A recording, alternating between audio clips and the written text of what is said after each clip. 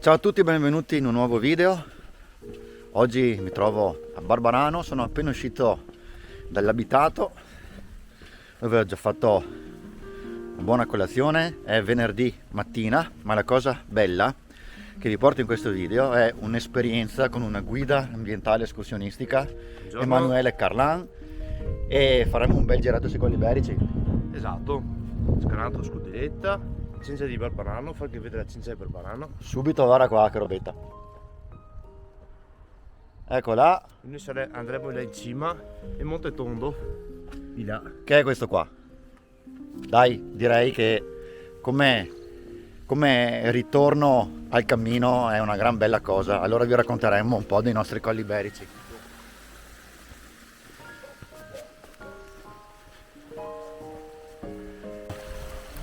Allora qua siamo al Scanato, Scudelletta, che è appunto il torrente più importante della fascia est di Iberici.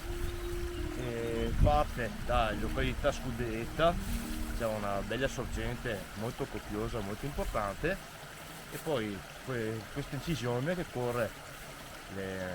percorre Iberici fino a Barbarano Mossano e poi raggiunge la Riviera Berica. bello. E qua a volte cosa dice che ci sono anche i gamberi? Qua c'erano i gamberi fino a qualche anno fa, adesso non sono più stati visti. E i gamberi nostrani, Austrompotamodius pallipes, e questo magari mi si ricorda la mia. Beh, ma ti assai udito? E specie in via di estinzione e da tenere molto sott'occhio. Tra l'altro su questi ambienti, cosa molto importante da dire, qualsiasi persona che decidesse di fare il classico river trekking, cioè camminare sull'alveo del fiume, mette a serio repentaglio qualsiasi tipo di fauna che vive nell'alveo del fiume, sì che sono pratiche da non fare.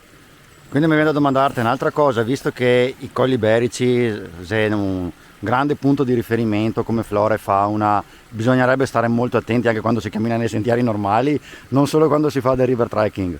Beh, il river trekking non va fatto a prescindere, e sui sentieri normali si sta dentro il sentiero e di solito non si fanno danni, insomma. Bene, allora proseguiamo noi. Sì, quindi questa qua è un'orchidea spontanea. Questa qua è una Barlia robertiana, è un'orchidea recente per i Colli Iberici e in fase di espansione, comunque ancora molto rara. Attualmente le stazioni si contano sulle dita di una mano, anzi facciamo di due. Sono circa 6 stazioni sui Iberici e sì, è una pianta da tenere sott'occhio, insomma. E come tutte le orchidee è protetta a livello italiano, e come tutte le orchidee italiane è dipendente da un fungo senza il quale non può nascere. E chiaramente se noi le estirpiamo da qua per piantarcele in giardino, l'orchidea muore, quindi è da lasciare qua. Mi raccomando, se trovate delle orchidee poi bisogna anche segnalarle. Sarebbe il caso? Sarebbe il caso se avete contatti con qualcuno del gruppo del Giros, del gruppo italiano ricerca orchidee spontanee, un gruppo che fa ricerca scientifica e che censisce i posti dove crescono le orchidee, le stazioni e sì, è molto importante come monitoraggio ambientale. Ottimo, guarda, quante cose ci sono da sapere, no? Sì. I nostri Colli Iberici sempre una scoperta nuova ogni volta.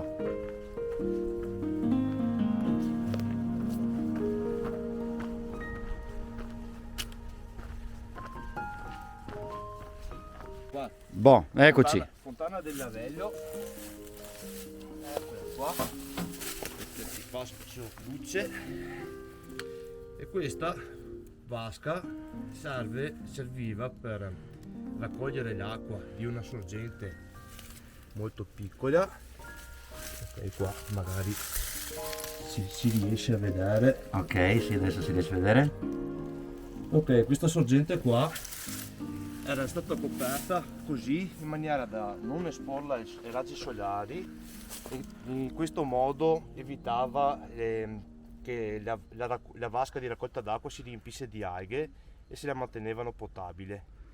E quindi la gente che arrivava in questo posto infilava qua dentro i 2 secchi d'acqua e poi si riportava a casa tramite questo attrezzo ormai in disuso da molti anni che si chiamava localmente il bigoio.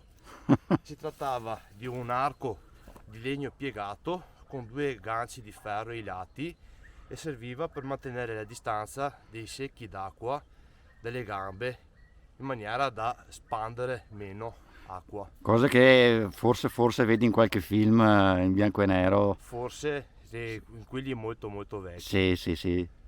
Ecco, il punto più alto della barriera corallina oligocenica di Colli Berici. La parte di roccia biocostruita nell'Oligocene 33 milioni di anni fa, quando i Colli Berici erano a livello del mare e al di là di quelle rocce c'era una laguna dove si sono depositate conchiglie, usci di molluschi e altri coralli che hanno fatto sì che si creasse l'ossatura dei Berici, la cosiddetta pietra tenera di Vicenza.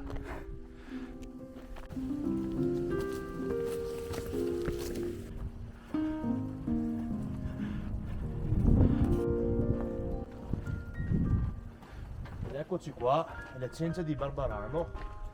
Qua la caratteristica che possiamo vedere di questa parete è il covolo scavato alla base e le piaghe verticali in alto. Ok, in tutto quanto grosso modo è la stessa quota. Questa caratteristica è perché qua al tempo,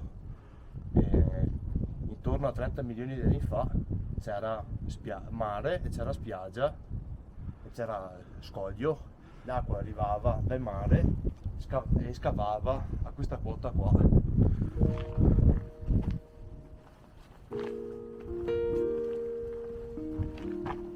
La cencia di Barbarano, il leone dei Berici, e come ha scritto un chiodatore di una via di arrampicata che parte proprio alla base, il leone dormiente o sleeping lion. Ecco, adesso posso dire di essere stato in groppa al leone.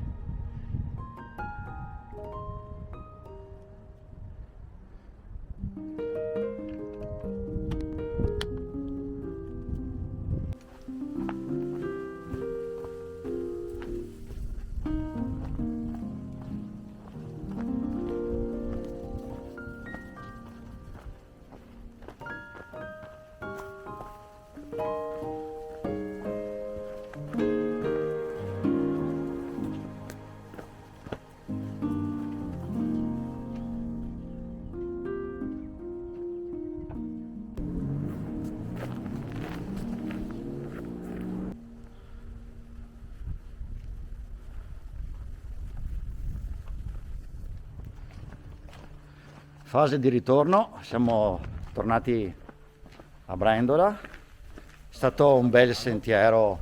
Barbarano.